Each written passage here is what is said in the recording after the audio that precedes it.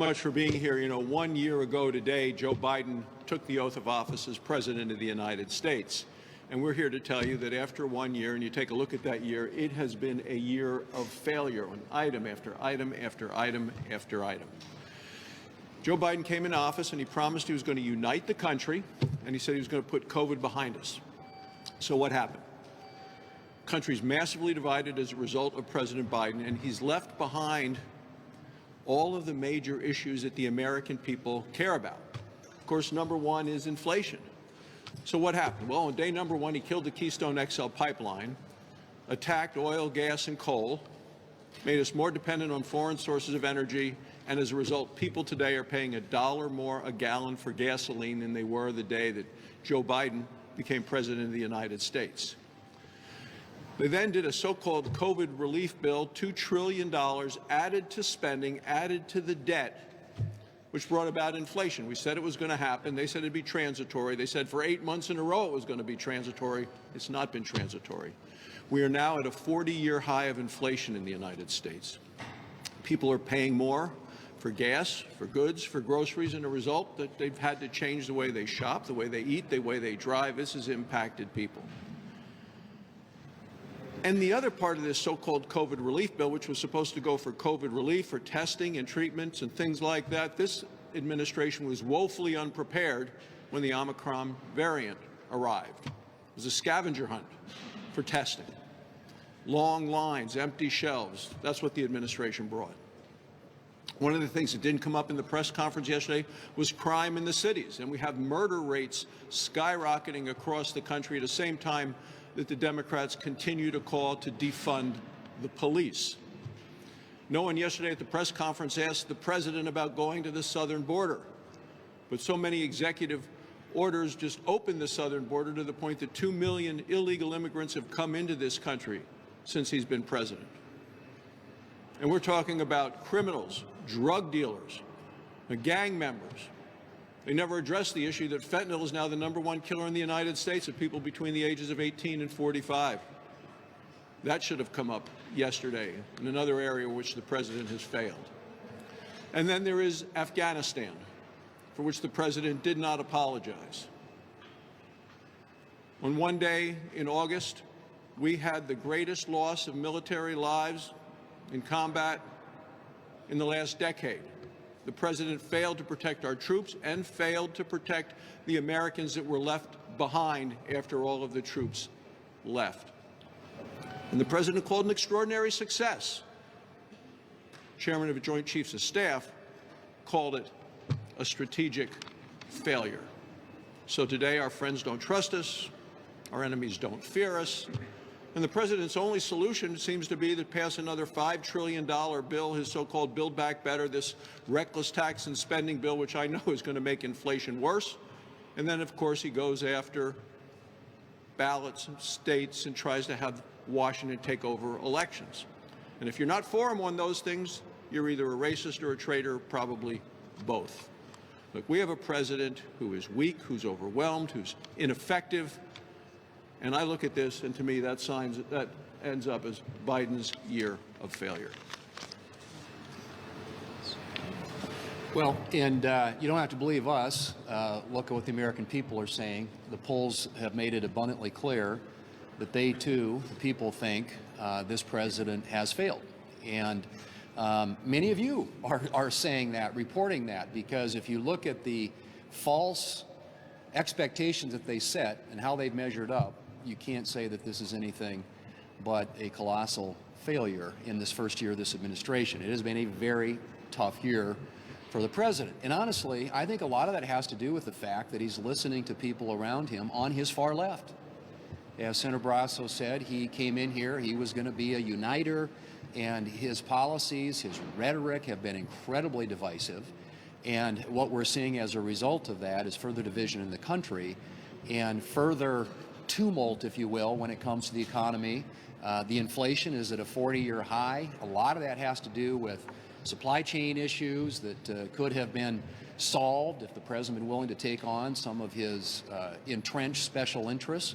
A lot of it has to do with, as Senator Barrasso pointed out, the energy crisis in this country. I mean, think about it. I was coming back from my hometown on Saturday, and my brother was driving, and we saw a sign for gasoline that was $2.99 a gallon. We're like, we got to stop and fuel this baby up. He drives a Suburban because we hadn't seen gas that low in a while. But generally speaking, if you look at where gasoline prices are this year relative to last year, you've seen a massive run up in fuel prices, which affects every American's pocketbook.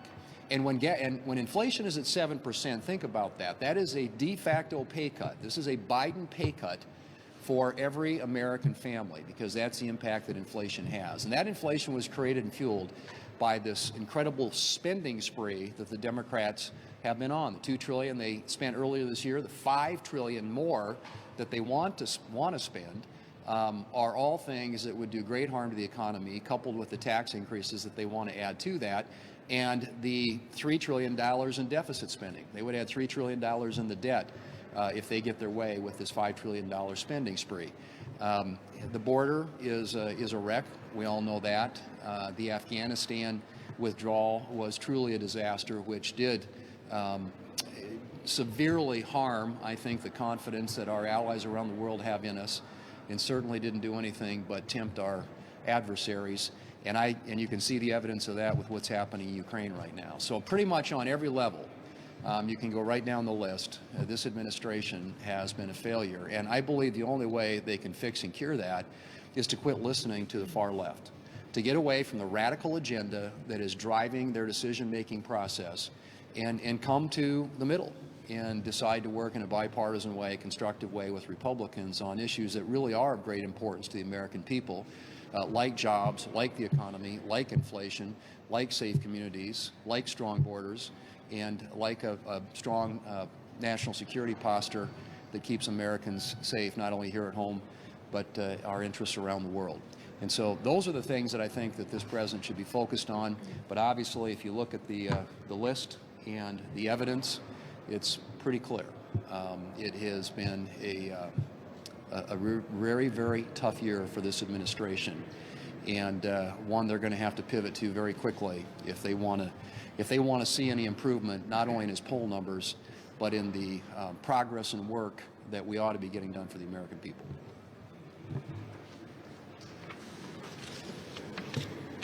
So it was just a year ago that so many of us were attending the inauguration, and we were all milling around just right down a floor down here and getting ready for the inauguration ceremony. I think there were a lot of Americans that were very optimistic about what might come in the Biden administration. You know, I was hearing that at home. They were hoping that our country could heal, come together, and even President Biden had stated that during his inauguration speech, that he was going to bring our nation together and he would be a president for all. Unfortunately, what we have seen over the course of the past year has let not just Republicans down, because they were very skeptical of the Biden administration, but he's let Democrats down as well. All Americans. We have a very divided country right now, a lot of divisive rhetoric that is out there. But if you look at what is affecting our American family, you know, the kitchen table politics all across this country, inflation is the highest it has been in 40 years. You know, for those of us that live in rural areas, our neighbors have to drive quite a ways to get to their place of employment. Gas prices mean something to those families. Groceries, if you go to the local grocery store, the costs are up significantly for those families. Our heating prices across Iowa right now, as winter is hitting us, they have skyrocketed. You know, families are making really tough decisions right now. The supply chain is broken. Over the weekend, I had folks in Red Oak telling me they've been working on a home improvement project, but so much of everything they need is on back order. So it's extending much, much longer than they had anticipated. And the costs of those goods have gone up significantly. Illegal border crossings are out of control. And there is no solution coming from this administration. I want to touch on Afghanistan, as some of our our colleagues have done. Iowans are still thinking about Afghanistan.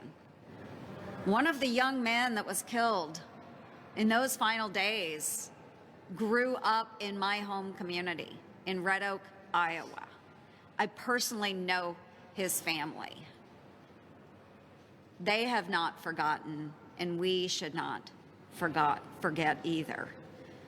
It was a really horrible situation, and it left not only these families hurting, but so many veterans that are concerned about whether their efforts were worth it in the global war on terrorism. We can't forget. Our adversaries, if you just look at Russia and what's going on in Ukraine, adversaries are emboldened. China, as they're pushing up against Taiwan. I mean, I can't think of one area across the United States, whether it's the economy, our foreign affairs, what has not been touched as a failure by this administration. And folks, it's only been a year. And Iowans are really concerned about the next 3 years and what it is going to bring if President Biden doesn't pivot away from the radical left's agenda. We can't take much more of this, folks. My folks back home are upset. And I really hope that President Biden does the right thing and starts focusing on the issues that matter to all Americans and not just the radical agenda of the left. So this last year has just been complete failed leadership. So think about it from a family. First, your gas prices are up $1.50. I mean, that impacts everybody. I grew up in a poor family. I watched my mom have to struggle. Do I put food on the table or put gas in the car? That's going on all across the country. Look at food prices. I met with some companies this last week, and their food prices, some of them have tripled. Then if you go to grocery stores in Florida, you have empty shelves. There's things you can't get now. You look at the Biden administration. I have a grandson that this summer got in trouble, and he was saying, "Grandpa, I didn't do anything. I didn't do nothing." That's the Biden administration. There's nothing they do about anything. I mean, you saw the problems with the ships out the port of Long Beach. Where's the Biden administration? Nothing happened. Did they solve any regulations? Did they change anything? Did they show up? They don't show up to anything. They don't do anything. You look at our military. If you look at like a mom that has her son or daughter in the military, you look at the Biden administration. You think they're going to take care of them? If you're an American overseas, do you think Biden administration is going to take care of you? He lied. He said he's not going to let any Americans be left in Afghanistan. There's still Americans there. And they hide the ball. They won't tell us how many people came back from Afghanistan, how many Americans, how many people with special visas. They don't want the Americans to know. They don't trust Americans to have the facts. Then you look at Ukraine. Yesterday he said it was okay if there was a minor incursion. Well, we have to think about that. What's a minor incursion? 1,000 people died, 2,000 people died, 5,000 people died. That's a minor incursion? I mean, Biden is just, you look at him and you say, this guy has no ability to lead this country. And then you look at what we went through yesterday with the filibuster. The Democrats have decided they don't trust democracy. They're the anti-democracy party. They don't believe the American people can make good decisions. Chuck Schumer said it. He said, look, if we don't pass a bill like this to change the election laws, have a federalized election, Democrats can't win. So Biden needs to pivot. He's got to get away from representing the radical left. He's got to think of, how do I help the average American? What's the average American want? They don't want their gas prices up. They want food prices down. They want to be able to live. They don't want woke agenda at their schools. They don't want high crime. So he's got to start focusing on the things that help Americans. Well, there are many things not to like about the Biden administration's policies in the first year, but I think the most egregious, the most misguided, the most self-destructive have been this administration's energy policies. Now, it's important to remember what the Biden administration inherited with regard to energy policies. Over 4 years of the Trump administration, and even beyond that, Republicans in control of the Senate, we finally achieved a decades-long bipartisan goal for the United States of America: energy independence. We were producing more oil than Saudi Arabia. We were producing more natural gas than Russia. We were the leader in producing renewables, all while dramatically reducing greenhouse gas emissions almost 15% since 2005, more than any major economy in the world. That's what President Biden inherited. Winston Churchill once said, "To build may have to be the slow and laborious task of years. To destroy can be the thoughtless act of a single day." And so this administration, in a thoughtless act and many actions, has sought to destroy American energy independence. How have they done that? By restricting the production of American energy. We see it everywhere. At the same time, they beg OPEC for more energy production. We're importing twice as much oil from Russia today as we were a year ago. By killing key infrastructure like the Keystone Pipeline and then approving pipelines like Putin's pipeline, Nord Stream 2, and then by strong-arming American financial institutions with their climate czars like Gina McCarthy and John Kerry and their regulatory approach to not invest in American energy. It's crazy. So, what's the predictable result? You know it. You've heard it here. High energy prices for American working families, some of which they purposely are trying to hoist on Americans. Pink slip for American energy workers. Talk to the building trades, the unions, the great unions that build American energy infrastructure. And empowering adversaries like Putin who use energy as a weapon. I think it's safe to say that never in the field of American politics has a White House done so much, so quickly, to undermine American interests across so many areas. All for what? Zero benefit for the environment. We have the highest standards in the world on energy production. Come to my state, the great state of Alaska. It's simply to placate the far left, a theme you're hearing it time and time again. And one final thing on this. This is very personal to me and the great people of Alaska who I have the honor of representing. Why? We are ground zero for the Biden administration's war on American energy and working families. This administration has issued 21 executive orders and executive actions solely focused on Alaska. 21. My state is being crushed by these guys. Imagine a Republican administration coming in and issuing 21 executive orders and actions against puny little Delaware. If Joe Biden were still a senator, he'd be on the Senate floor raising hell every day. It's unbelievable what's happening in the great state of Alaska.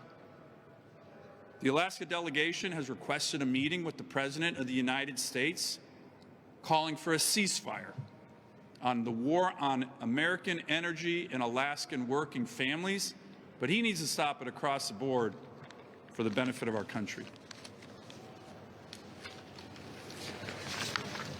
I think it's extremely important to understand that these failures, they didn't just happen.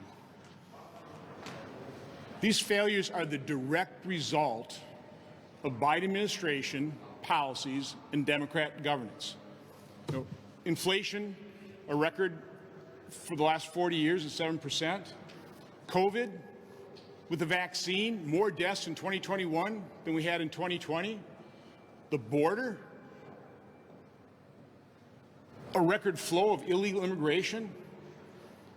Afghanistan, the dangerous and humiliating surrender that's emboldened our enemies, particularly what's happening in Ukraine right now. And of course, crime, rising crime. Let me just hit on three of these. Inflation.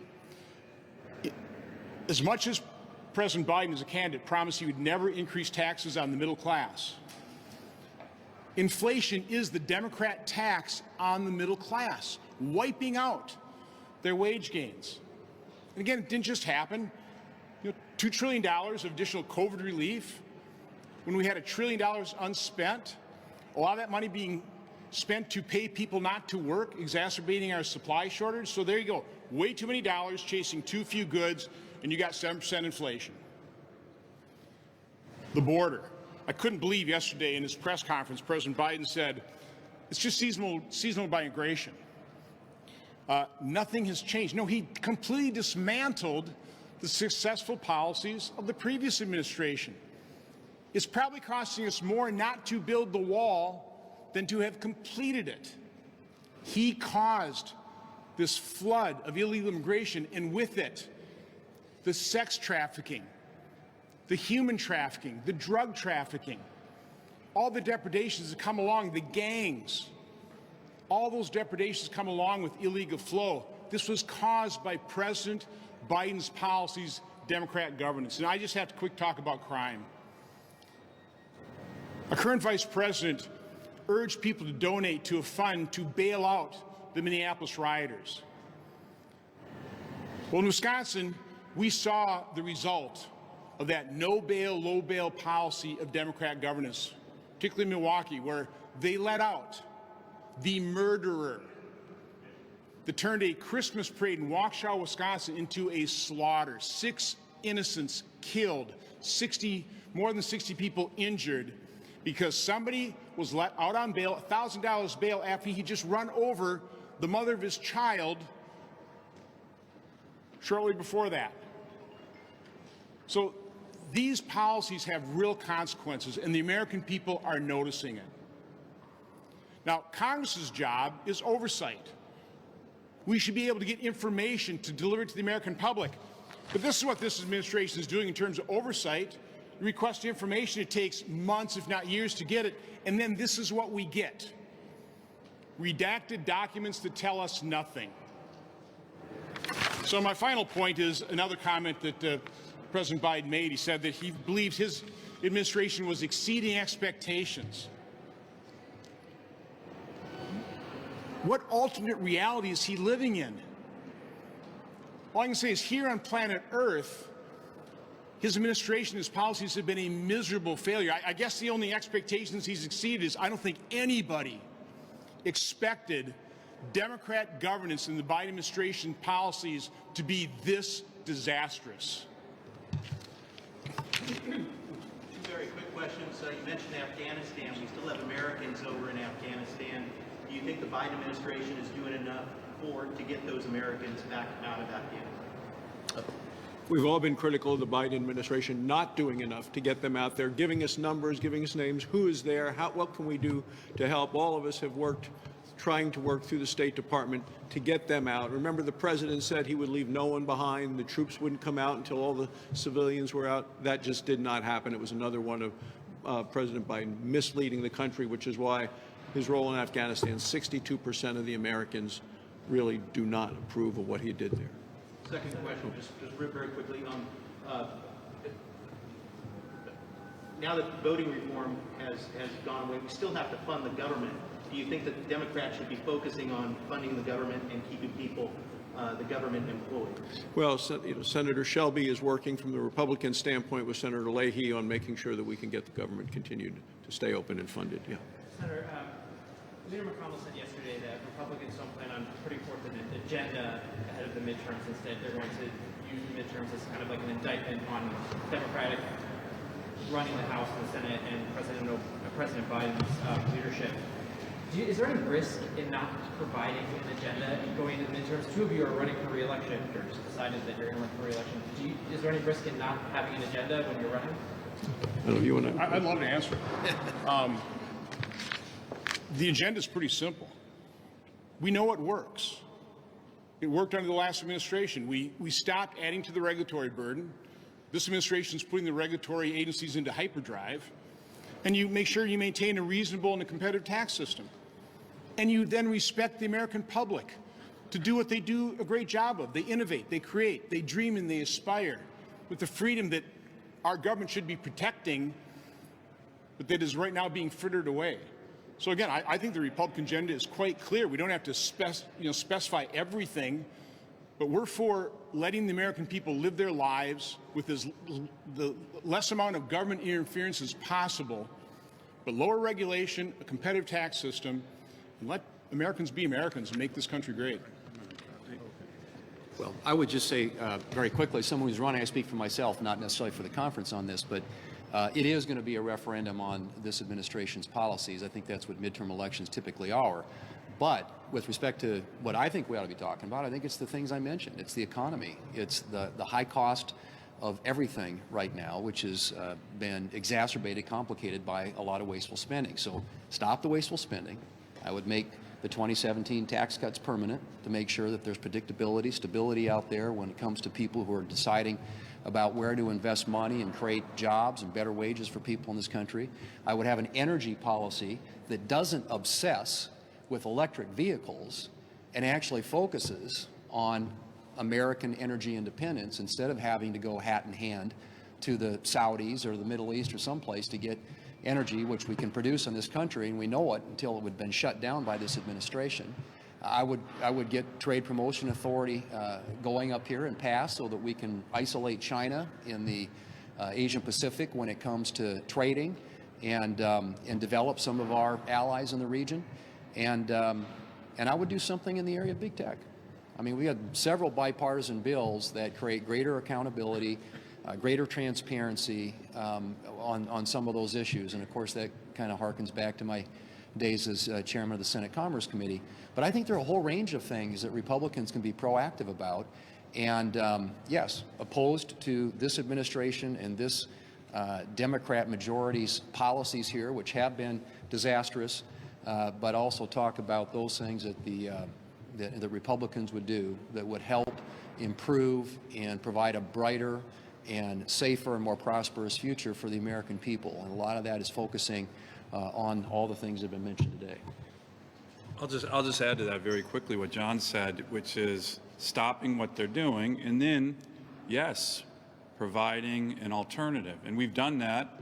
Let me give you one specific area where we've done that. On defense, the president put forward a budget to cut defense spending. It was supported by Schumer, Pelosi, the budget chairman Bernie Sanders, and we collectively came together and said, no, that's not what the American people want. That's not what the American people need. And that was a huge rebuke. Passage of the NDAA by big bipartisan majorities was a direct rebuke to the Biden administration's vision for defense. And by the way, the leadership in the halls of Congress on the Democratic side. If you looked at what the House put forward in their NDAA and what we put forward in ours and what came out, we rejected almost all the far left craziness that they put in their defense bill. So stop their far left focus and put forward what the American people want, which on this one was strong defense, and we did that.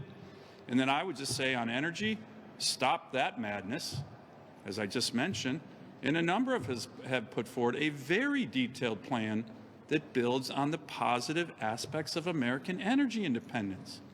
It's a no-brainer.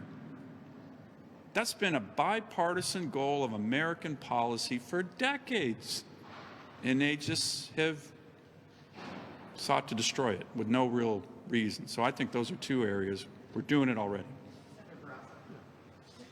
As a foreign relations committee member, I know the president said yesterday, he spoke of a minor inversion as possible of your President Putin to Ukraine. They're doing a little bit of cleanup on that now.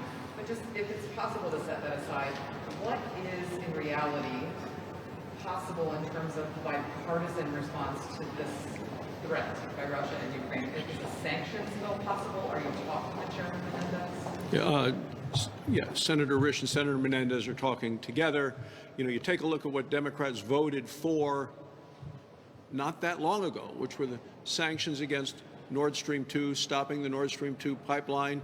You take a look at what Tony Blinken said in his confirmation hearings in the United States Senate, opposing the Nord Stream 2 pipelines. And then Joe Biden, I mean, you talk about the hypocrisy. He comes up here then to get Democrats to filibuster. He wants to get rid of the filibuster, but use the filibuster to block what Ted Cruz and I and another number of us have proposed, which is bipartisan, but didn't get the 60 votes on blocking the Nord Stream 2 pipeline at a point, as Senator Sullivan said, kill the Keystone XL pipeline, but allows the Nord Stream 2 pipeline to go on. Now, Senator Menendez's bill says they got to stop the Nord Stream 2 pipeline only after an invasion occurs. And I think, look, that's not a deterrent. That's kind of a punishment for bad behavior. We need to stop it now to deter Russia from going further. John, can I just add? Sure. I think one other area of bipartisan agreement that I've been talking to a number of senators on is getting the Ukrainians more weapon systems. Not just the Javelin, but anti-ship systems, anti-aircraft systems. And I think there's a number of us who are very interested in that on both sides of the aisle, trying to push the State Department to get on that much more quickly. But that's an area, in addition to sanctions, working with our NATO allies. You probably saw a number of our NATO allies are actually trying to get shipments of these kind of weapons to the Ukrainians. But that's another area that can happen quickly. And a number of us are pressing the State Department in particular to approve that much more rapidly. Can you just characterize how real the momentum is Republicans to the Democrats pass or form the electoral count map? And if that momentum is real, if there's an effort to do that, is that sort of an acknowledgement that there were at least some people in the party that either trying to get around or use that law? Well, there's a bipartisan group working on that. Mitt Romney's part of it. Susan Collins, I think Joe Manchin is part of it. You can talk with them. I think they're going to have a meeting next week on that specific thing, and it is bipartisan. Yeah. Okay, thanks. We've heard criticism of the Biden administration's COVID policies. With the current Omicron wave, there's higher deaths, hospitalizations with unvaccinated. How do you respond to Democrats who say Republicans are to blame for fighting the Biden administration, test their vaccine mandates, whose goal is to get more Americans vaccinated? Well, number one, I'm a doctor. I'm fully vaccinated, and my wife, our family, had the additional booster shot. I believe in vaccines. I oppose the mandate. I think it is a huge overreach by government, that the government doesn't have a right to come into your home and tell you you need to have a vaccine. That's for you to decide, talking with your healthcare providers and others, and making that decision for you and your family. The Biden administration spent an awful lot of money in March and under the name of COVID relief. But the more people have died of COVID under the Biden administration than over the previous administration. People fact check that. That can't be right. Well, it is right. And that happened actually sometime last year. So we want to get this behind us. Joe Biden ran for president saying he was going to put it behind us. He failed woefully. They failed in testing. They failed in treatment. He was so fixated, had tunnel vision on the mandate, that he ignored the real needs, which are the testing and the treatment for people that did test positive. Anyway, I think it's like the last question. Thank you. President Trump has criticized the question of legitimacy at the last election. And then yesterday, President Biden said that the midterms could be illegitimate. What would he say? Could be illegitimate. What message does it show the American people that the last two presidents could question the legitimacy of our election? When I look at what Joe Biden said yesterday, that says he's a guy that knows he's going to get beaten badly, knows he's going to lose the House, lose the Senate, and he just wants to say, don't blame me. It was the system itself. I know what people are asking for in Wyoming: ballot integrity, ballot accountability, ballot security, and that's done best when the states run their own elections and have voter ID, not when Washington has a big bill like they tried to pass in the United States Senate by the Democrats, removing voter ID. The president's spokeswoman was on television this morning saying people need more drop boxes for their ballots. There are mailboxes all over the country. There are post offices everywhere. Mail-in ballots exist, and it's a lot easier to vote, certainly in Wyoming or in Georgia, than it is in President Biden's home state of Delaware or Chuck Schumer's home state of New York. And they ought to try to clean up what's going on in their states before they start pointing fingers at other states. Thanks so much.